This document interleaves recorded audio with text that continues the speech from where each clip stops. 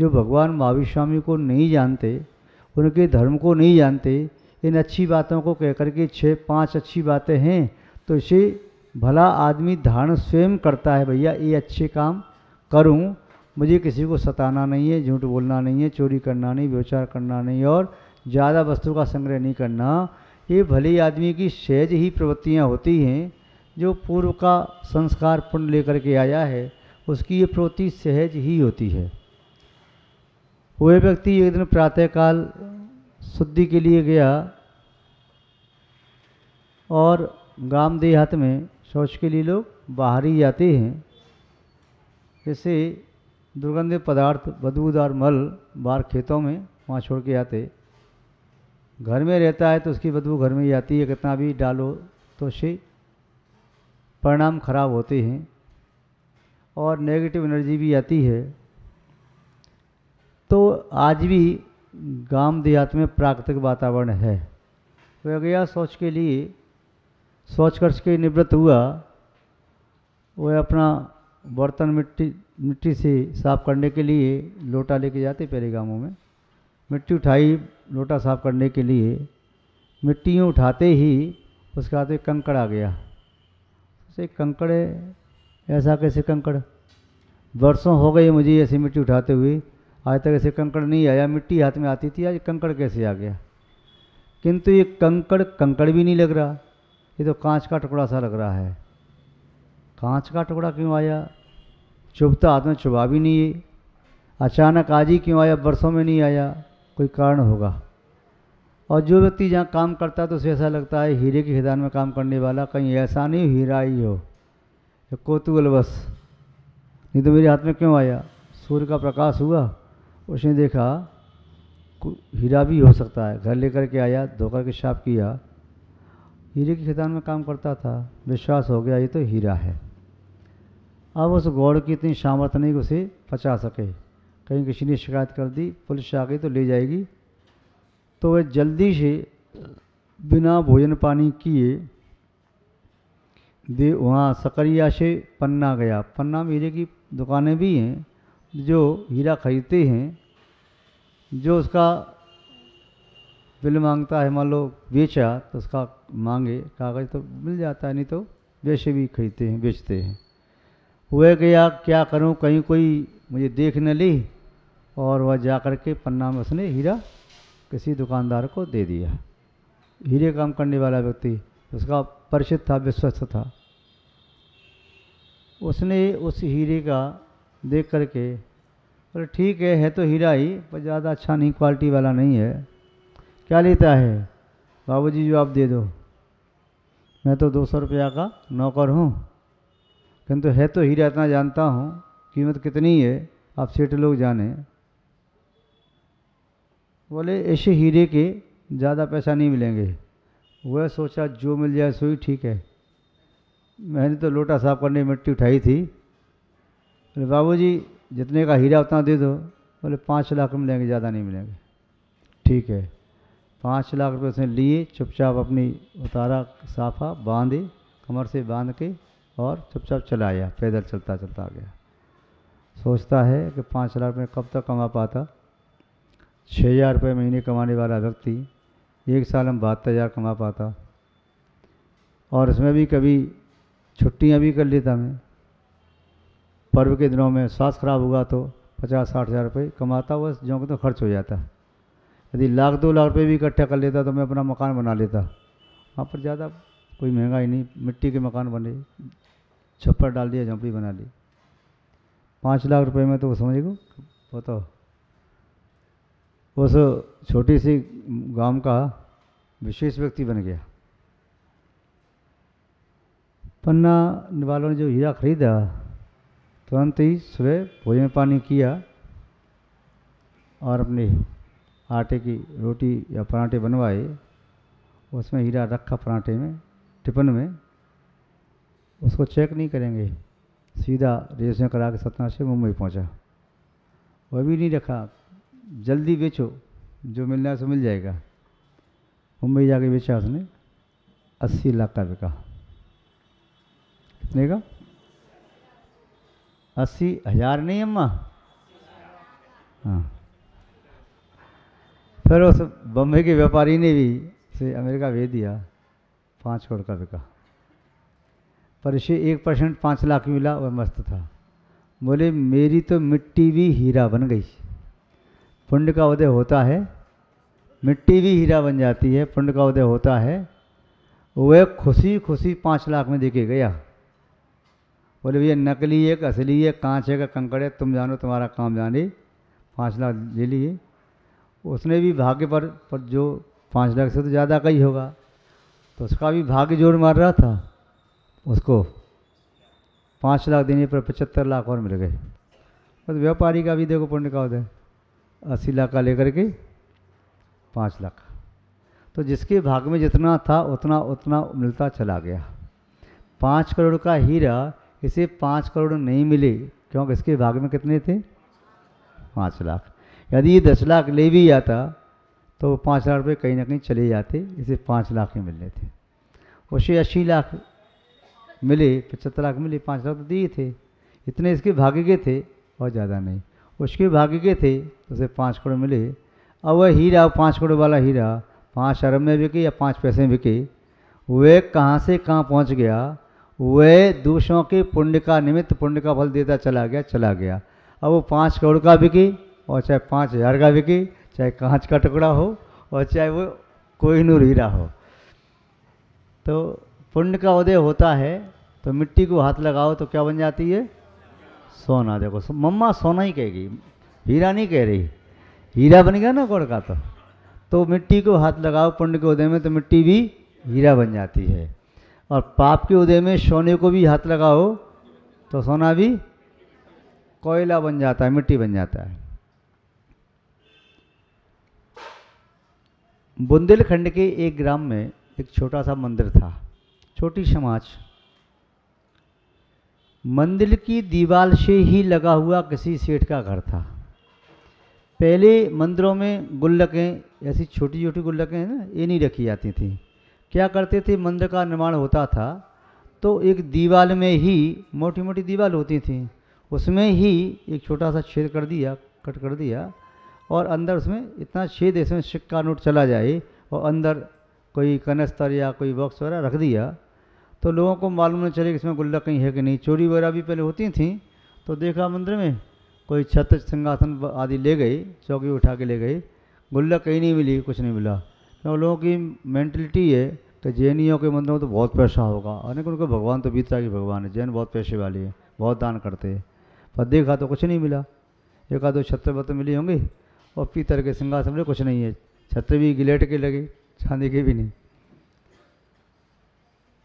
किंतु वहाँ पर पहले क्या था, बुंदेलखंड में ऐसे कमेटी वमेटी नहीं बनती थी कि कमेटी बन रही है, इलेक्शन हो रही है, चुनाव में खड़े हो जाओ। जैसे यहाँ होते हैं ना विधायक जैसे चुनाव, बड़ी कसम कसम होती है, प्रचार करने जाते हैं, भैया वोट हमें दियो, भैया वोट हमें दियो, सबके हाथ जोड़ो पाँव पड़ो। ऐसी बात बुंदेलखंड में नहीं। वहाँ क्या होता था, जो भी समाज का मुखिया है, सब लोगों ने मुखिया की बात मान ली, भाई दादा तुम्हें संभालने मंदिर का काम। अरे मैं कहाँ संभाल पाऊँगा? नहीं दादा तुम्हें संभालना, तुम जो कहोगे सो हम करेंगे, तुम्हारी आज्ञा मानेंगे। ठीक है, ऐसे करते थे। तो जब मंदिर में काम शुरू होता था तब गुल्लक खोल ली और पैसा लगा दिया मंदिर में, क्योंकि मंदिर के पैसे को अपने घर में रखना भी उस समय पाप समझते थे। ये मंदिर का पैसा है, घर में नहीं रख सकते। यहाँ तक कि जिसने पैसा दिया तो चुपचाप मंदिर की गुल्लक में डाला है, अपने घर में नहीं रखते थे। ये घर में नहीं रखो, पाप लगेगा, मंदिर का पैसा है, उसे दिया है, मैं अपने घर में कैसे रख सकता हूँ। तो उस समय क्या था, पैसा गुल्लक में बहुत सारा पैसा इकट्ठा होगा। 10-20 साल से गुल्लक नहीं खोली थी, क्योंकि जीट द्वारा काम चल नहीं रहा था। जितनी आवश्यकता थी पूजन की द्रव्य आती है और सब जितना काम चल रहा चल ही रहा है। जिसका सेठ का मकान था उस दीवार से लगा हुआ, उसके मन में पाप आया। उसने सोचा 20 साल से गुल्लक नहीं खुली और मुझे ज्ञात है इस गुल्लक में बहुत सारा सामान पड़ा होगा। उसकी दादी मरी मुझसे कह रही थी कि मैं मंदिर के लिए कुछ देना चाहती हूँ, वो कुछ दे के गई होगी। उसके पास सोने के बिस्किट थे, मुझे मालूम है, और मरते समय उसे अपनी बेटी का विश्वास नहीं था, वह बिस्किट इसमें डाल गई होगी सोने की, तो वो मिल जाएंगे। और पैसा इकट्ठा होता चला जा रहा है। कौन देख रहा है? अपनी साइड से दीवार खोद लो और जो कनस्तर या बॉक्स से कट करके रात में निकाल लो, तो ज्यों की त्यों दूसरा संदूक या कनेक्शन में लगा दूंगा मैं और दीवार अपनी तरफ से चिन दूंगा। किसको मालूम क्या हो रहा है, कौन देखता है? मंदिर का काम जो कि तो इतनी मोटी दीवार है, कोई एहसास भी नहीं होगा। और रात में कौन आ रहा?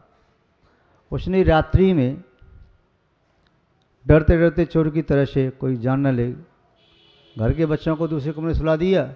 वह उसकी पत्नी अंदर से कमरा बंद करके उन्होंने धीमे धीमे उसे हंसिया से या उसे कील से एक एक पत्थर को निकालना शुरू किया। निकाला, कनस्तर भी मिल गया। कनस्तर को उसने कट किया, उसे होता नहीं बका, क्या बोलते उसको, जो काटने वाला। हाँ, गड़सा जैसा होता है, बका भी होता है। हाँ, तो उसे उससे उसको काटा।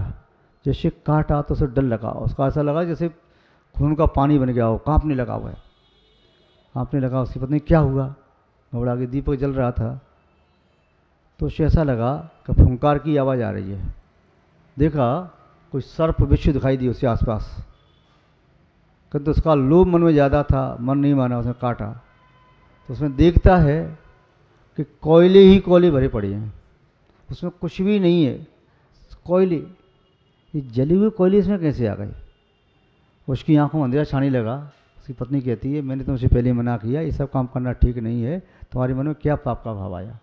उसने चुपचाप उसे जों के त्यों पैक किया, लगा लुगा करके, चूना सीमेंट भर करके। रात भर नींद नहीं आई, 2-4 दिन ऐसे उदास उदास सा रहा। संयोग की बात, भादों का महीना आया और लोगों में चर्चा हुई, भैया मंदिर में थोड़ा काम करा लें, शिखर पर पुताई बुताई होनी है, कलश भी काले पड़ रहे हैं, और इधर मंदिर में भी टाइल वाइल लगा लो, अब तो क्या नाम है, ज़माना बदल गया। चर्चा करने लगे। तो उन्होंने कहा ठीक है। तो जो समाज का मुखिया था, मंदिर का व्यवस्थापक, उसने कहा